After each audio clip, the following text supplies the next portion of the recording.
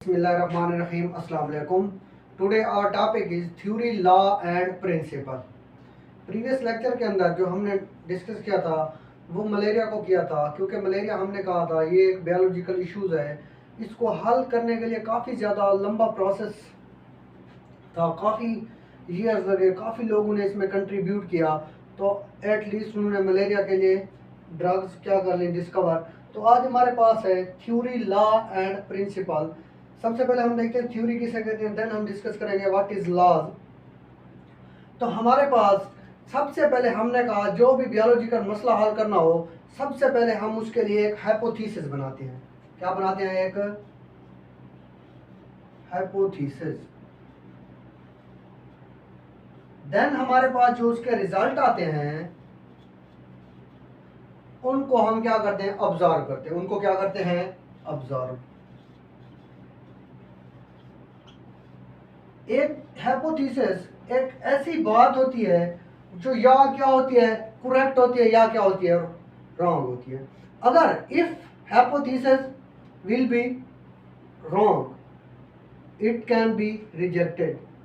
अगर हमारा पास हाइपोथेसिस हमारा गलत है उसको हम क्या कर देते हैं? रिजेक्ट। अगर हमारा हाइपोथेसिस दुरुस्त है then it will be selected.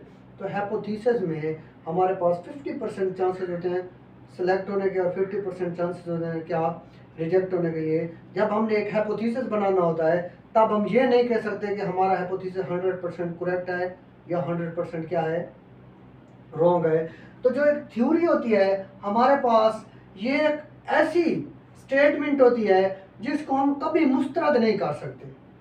फर्ज करें मैंने एक एक्सपेरिमेंट किया, वो मेरे नज़रों के मुताबिक ठीक है, वो मेरी एक्सपेरिमेंट्स के मुताबिक क्या है? ठीक है, लेकिन दूसरी कंट्री में उसे करने वाला जो बंदा है उसके पास उसके रिजल्ट क्या आ रहे हैं? गलत आ रहे हैं। लेकिन वो मेरे एक्सपेरिमेंट को, मेरी थ्योरी को रिजेक्ट नहीं कर सकता। हो सकता है क्या वो गलत हो और मेरी थ्योरी क्या हो? ठीक हो। तो इसलिए हम कहते हैं थ्योरी की डेफिनेशन अगर देखी जाए, hypothesis that stand the test of times.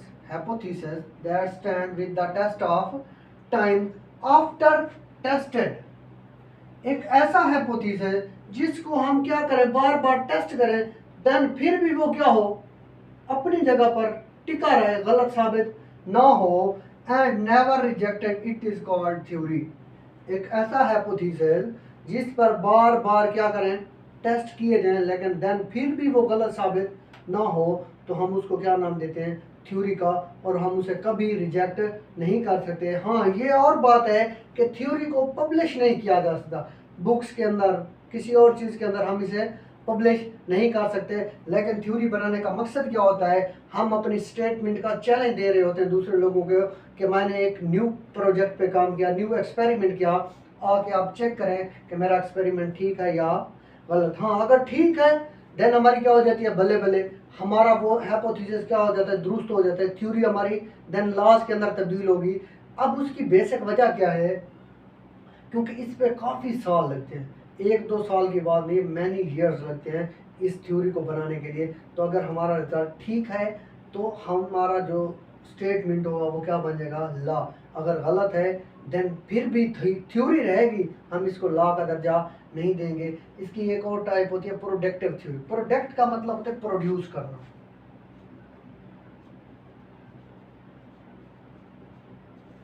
Produce new hypothesis. क्या चीज प्रोड्यूस करनी है हमने?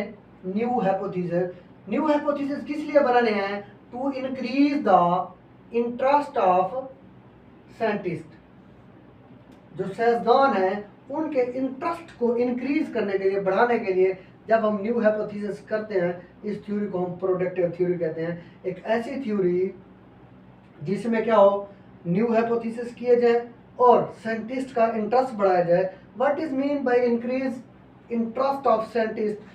साइंटिस्ट का इंटरेस्ट बढ़ाने का क्या मतलब है? जब हम एक न्यू हाइपोथेसिस करते हैं, अभी हमने बात की, हम दूसरे लोगों को चैलेंज कर रहे होते हैं, या अगर हमारा रिजल्ट ठीक आ जाए देन हमारा उस पर क्या होता है? इंटरेस्ट बढ़ जाता है। फर्ज करें हमारा हाइपोथेसिस ठीक आ गया, हमारी थ्योरी दुरुस्त साबित हो गई, तो हम न्यू डिस्कवरीज करने की क्या करते हैं? कोशिश करते हैं। हम कहते हैं जैसे मलेरिया का इलाज हुआ, देन हम किसी और प्रॉब्लम का इलाज कर लेते हैं, फिर और तो हमारा इंटरेस्ट क्या होता जाता है, आहिस्ता आहिस्ता बढ़ता जाता है। अगर अल्लाह ना करे क्या हो जाए, गलत साबित हो जाए, देन उसका इंटरेस्ट क्या हो जाता है, कम होना शुरू हो जाता है। तो इसलिए जब न्यू हाइपोथेसिस बनते हैं तो increase the interest of scientist, तो उससे साइंसदानों का इंटरेस्ट, दिलचस्पी क्या होती है, बढ़ जाती है। देन लॉज, लॉ क्या है, द थ्योरी सर्वाइव सच और डाउटफुल अप्रोच, ऐसी थ्योरी जो क्या हो, डाउटफुल, मशकूक तर्ज अमल के बाद भी क्या हो, झुटलाई ना जा सके, वो अपनी क्या करे, to be supported by experimental evidences, एक ऐसी थ्योरी जो क्या हो, वक्त के इम्तिहान में कायम रहे, मशकूक तर्ज अमल के बाद भी क्या रहे, कायम रहे, और वो अपने जो एक्सपेरिमेंटल अप्रोच है उस पर क्या हो, पूरी उतरती हो, तो हम उसको नाम देते हैं लॉ का। जब हमारी थ्योरी किस में हो, मशकूक तर्ज अमल, लेकिन उस पर काफ़ी टेस्ट किए जाएँ, लोग उसको गलत साबित करने की कोशिश करें, बट हमारी थ्योरी क्या हो, can not be proved wrong, then it will known as laws. तो हमारे पास जैसे मेंडल के लॉज हैं, Mendel laws, Hardy Weinberg law,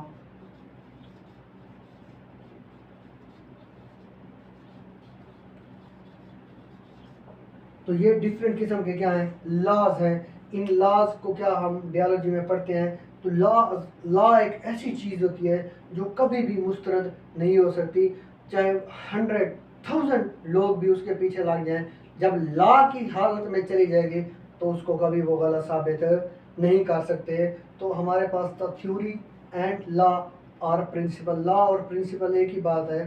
तो हमारे पास प्रोडक्टिव थ्योरी थी, न्यू हाइपोथेसिस बनाने थे, लॉज था, वक्त के इम्तिहान में कायम रही, कभी भी गलत साबित ना हुई जो थ्योरी, वो क्या बन जाती है, laws. If you have any question in this topic to ask in comment section. अल्लाह हाफिज़।